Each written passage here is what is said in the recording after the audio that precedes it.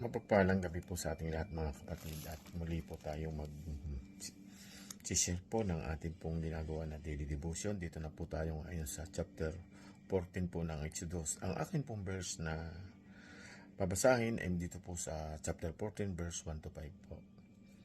Ang sinasabi nga po dito sa talatang ito, ang pamagat po ay hinabol ng mga Egyptyo ang mga Israelita. Verse 1 po, sinabi ni Yahweh kay Moises, pabalikin mo ang mga Israelita at doon mo sila pagkampuhin sa tapat ng Pi-hahirot ng Baal Sifon sa pagitan ng Migdol at ng dagat. Akalain ng mga paraon na kayo'y nagkaligaw-ligaw na sa ilang sapagkat hindi ninyo malaman ang lalabasan. Pagmamatigasin ko ang mga paraon at hahabulin niya kayo, ngunit ipakikita ko sa kanyang mga tauhan ang aking kapangyarihan. Sa gayoy malalaman ng mga Ehipsyo na ako si Yahweh. Sinunod ng mga Israelita ang sinabi sa kanila. Nang makarating sa paraon ang balita tungkol sa pag-alis ng mga Israelita, nagbago ang isip pati ang kanyang mga tauhan. Sinabi nila, bakit nating pinagang umalis ang mga Israelita? Wala na ngayong maglilingkod sa atin. Amen po. Salamat po sa Panginoon sa pagbasa po ng kanyang banal na salita. God bless everyone. Mapagpalang gabi po sa inyo lahat. Ang ibabahagi ko pong verse sa gabing ito ay sa Exodus chapter 14 verses 6 to 8 na sinasabi, So he made his chariot ready and took his people with him. 7. And he took 600 select chariots and all the other chariots of Egypt with officers over all of them. 8. The Lord hardened the heart of Pharaoh, king of Egypt, and he chased after the sons of Israel as the sons of Israel were going out boldly. Amen. Purihin po natin ang ating Panginoon. Magandang gabi po. And God bless everyone. Magandang gabi po sa lahat. Ang babasahin ko po ngayon ay makikita sa Exodus chapter 14 verse 9 to 11. Hinabol nga sila ng mga Egyptyo ng mga kawal ng Faraon. Sakay ng kanilang karwahe, inabot nila ang mga Israelita sa tabing dagat, malapit sa Pi-hahirot sa tapat ng Baal Zephon. Matinding takot ang naramdaman ng mga Israelita na nilang dumarating ang Faraon at ang mga Egyptyo.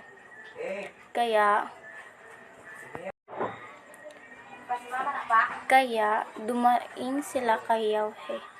Sinabi nila kay Moises, wala na bang mapaglilibangan sa amin sa Egypto? Kaya mo kami dinala sa ilang para dito mamatay? Inilabas mo nga kami sa Egypto, ngunit tignan mo ang nangyari. Yun lang po. Amen. Magandang gabi po sa ating lahat. Ang aking po isisya ngayon ay sa Exodus chapter 14 verse 12 to 14. Hindi ba't bago tayo umalis, sinabi na namin sa iyo na ganito nga ang aming sasapitin. Sinabi na namin sa iyo na huwag mo kaming pakialaman at pabayaan na lamang kaming manatiling alipin ng mga Ehipsyo, sapagkat mas gusto pa naming maging alipin kaysa mamatay dito sa ilang. Sumagot si Moises, lakasan ninyo ang inyong loob, huwag kayong matakot. Tingnan na lang ninyo kung paano kayo ililigtas ngayon ni Yahweh. Hindi na ninyo muling makikita ang mga Ehipsyong iyan. Ipagtatanggol kayo ni Yahweh. Pumanatag lamang kayo. Amen. Isang mapagpalang gabi po sa ating lahat. Ang ibabahagi ko po ngayon ay makikita sa Exodus Kapitulo 14, versikulo 15 hanggang 17. Ito po ang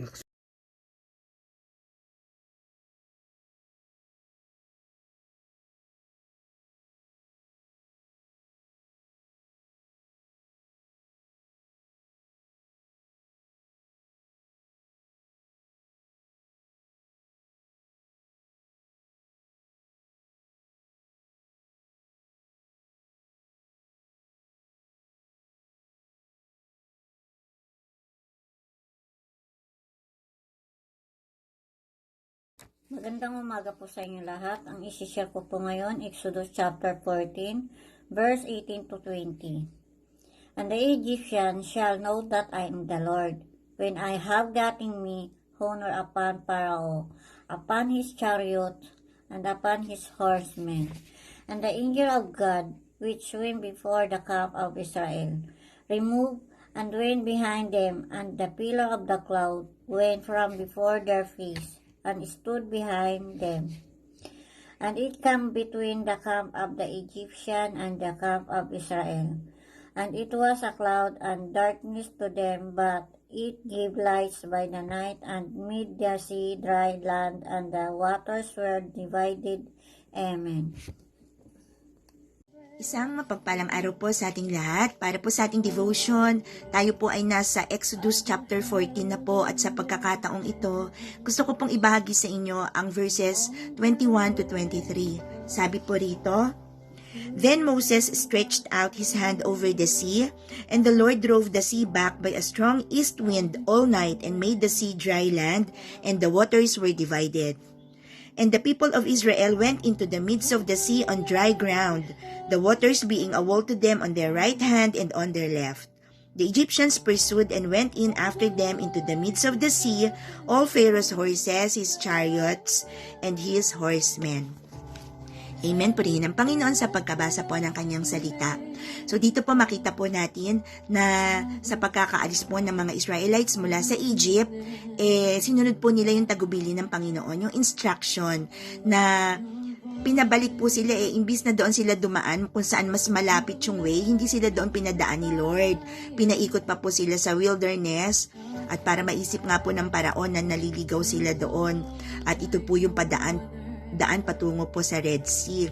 Pero makita po natin sa mga nakaraang verses na muling pinatigas ng Panginoon ang kalooban ng paraon, kaya pinahabol sila sa mga tauhan, at naabutan nga po sila doon sa hangganan ng Red Sea.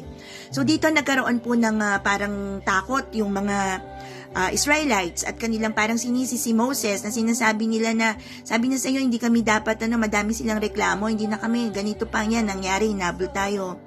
So, gusto ng takot, ng alalahanin, pero ang sabi sa kanila ni Moses, tumahimik lang kayo, be still, magtiwala, dahil ngayon yung makikita yung kapangyarihan ng Diyos kung saan ililigtas kayo. Sabi niya ganyan, magtiwala lang kayo, tahimik lang, be still, sabi ni Moses na ganyan. At sa verse 21, makikita po natin ang instruction ni Lord kay Moises ay iunat mo yung kamay. At inunat niya nga po doon sa Red Sea, at doon po nakita na nahawi po yung tubig mula po doon sa malalakas na hangin, at nagkaroon po doon ng dadaanan, to yung daan kung saan makakadaan ng mga Israelites. So doon po sila dumaan, at makikita po natin kung ano po ba ang significance nitong Red Sea sa buhay natin. Po.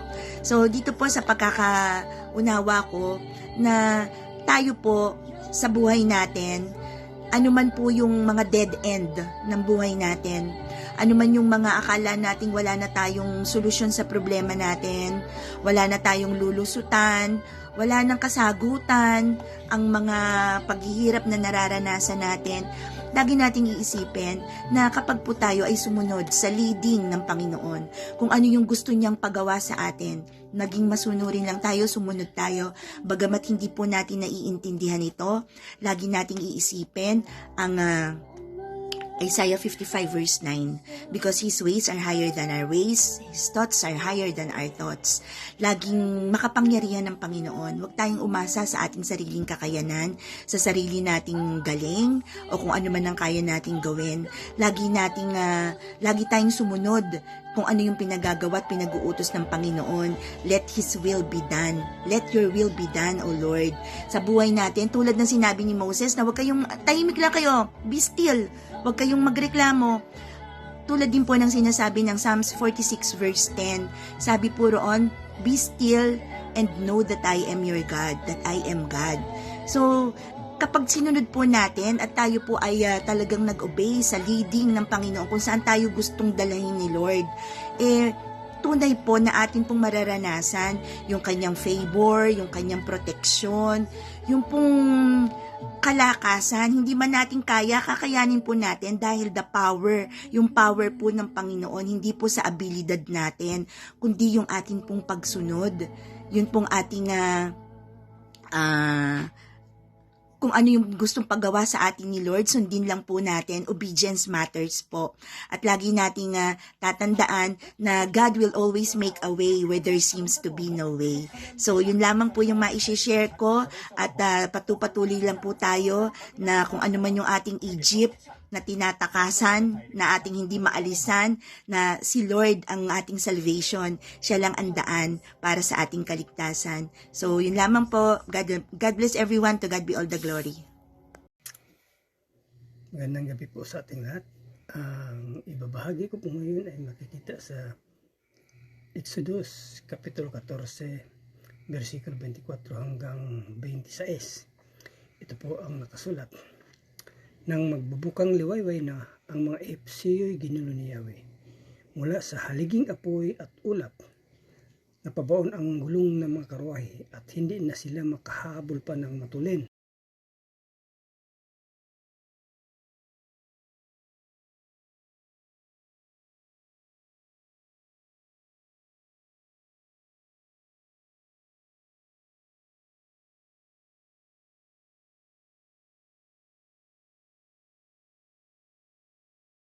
Ngayon babasahin ko po, Exodus chapter 14, verse 27 to 28.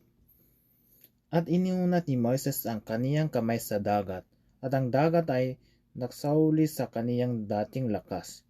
Nang umumaga, at ang mga Egyptyo ay nagsitakas, at nilangilin ng Panginoon ang mga Egyptyo sa gitna ng dagat. At ang tubig ay nagsauli, at tinakpan ang mga karo. At ang mga nanganggabayo sa makatuwid bagay ang buong hukbo ni Paraon na pumasok na sumunod sa kanila sa dagat. Walang narita kahit isa sa kanila. Amen. Mapagpalang gabi po sa ating lahat at babasa ko po si Mrs. Ang kanyang pong verse ay dito po sa verse 29 to 31 po. Ang sinasabi nga po sa talatang ito, ngunit ang mga Israelita ay nakatawid sa dagat. Natuyong lupa ang dinaanan sa pag-ita ng tubig na parang pader. Ang araw na iyon, ang mga Israelita ay niligtas ni Yahweh sa mga Ehipsyo. Nakita nila ang mga bangkay ng mga Ehipsyo. Mga Ehipsyo na nagkalat sa tabing dagat. Dahil sa kapangyarihan na pinakita ni Yahweh laban